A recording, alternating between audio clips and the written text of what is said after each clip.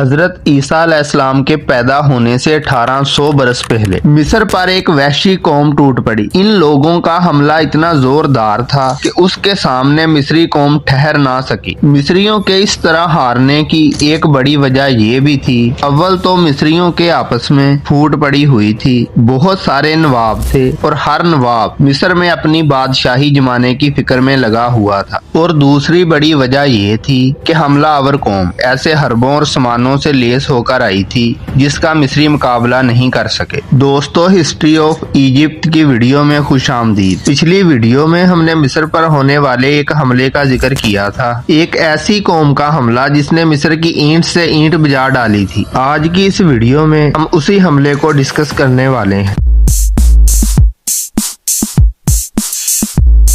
इस हमले से पहले भी मिस्र पर 2 हमले हो चुके थे। इन दोनों हमलों में हमला आवर बादशाह और उनके खानदान मिस्री रंग में रंग गए थे, बल्कि ये कहना चाहिए कि मिस्री बन चुके थे, क्योंकि दुनिया की तारीख में मिस्री तहजीब उस वक्त एक मुनज़्ज़म और शानदार तहजीब थी। इसीलिए बाहर से आने वाले हमलावर हर बार मिस्री रंग में रंगे जाते और मिस्री बन जाते और मिस्र एक बार फिर आज़ाद हो जाता। यही वजह है कि दुनिया की तारीख में मिस्री तहजीब तकरीबन 3000 साल तक इंसानों की निगाह का मरकज बनी रही। लेकिन अब की बार जो हमलावर कौम बाहर से आई थी, जिसका जिक्र हमने किया था, ये लोग अपने साथ घोड़े और रथ लेकर आए थे। मिस्र के बाशिंदों के लिए ये दोनों चीजें बिल्कुल नहीं थी। मिस्री लोग अब तक ना घोड़ों से काम लेना जानते थे और ना रथों से, फिर वो दुश्मन का मुकाबला कैसे करते। इसलिए मिस्रियों ने हथियार डाल देने में ही आफियत समझी और मिस्र एक बार फिर गुलामी का शिकार हो गया।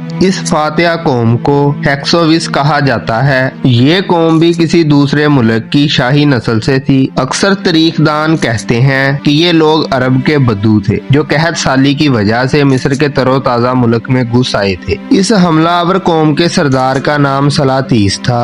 फतह के बाद यही शख्स मिस्र का फिरौन बना। हेक्सोविस कौम का हमला इतना बेपनाह और जोरदार था, उसने मिस्र के बड़े बड़े शहरों और इबादत खानों की ईंट से ईंट बजा दी, लोगों का कत्लेआम किया, औरतों और बच्चों को गुलाम बना डाला। लेकिन जल्द ही इन लोगों का गुस्सा ठंडा पड़ गया। आहिस्ता आहिस्ता इन्हें अपने जंगलीपन से भी शर्म आने लगी। यही वजह है कि उन्होंने मिस्री तहजीब इख्तियार कर ली। मिस्रियों के लिए मंदिर बनाए और महजब लोगों की तरह मिस्र पर हुकूमत करने लगे। मालूम होता है कि हेक्सोविस मिस्रियों को हर तरह खुश करना चाहते थे और अपने पहले किए गए जुल्मों की याद उनके दिलों से मिटा देना चाहते थे। शायद यही वजह है कि फातिहा होने के बावजूद भी हेक्सोविस मिस्रियों को अपने रंग में रंगने की बजाय अपने रहन सहन, दीनों, मजहब में बिल्कुल मिस्री बन गए। अपने आप को उन्होंने मिस्री रंग में रंग लिया। यही नहीं बल्कि मिस्र की पुरानी राजधानी मुफस को, जिसे पहले वो नीस्तो नबूद कर चुके थे, उसे दोबारा तमीर किया और अपना पाया तख्त बना लिया।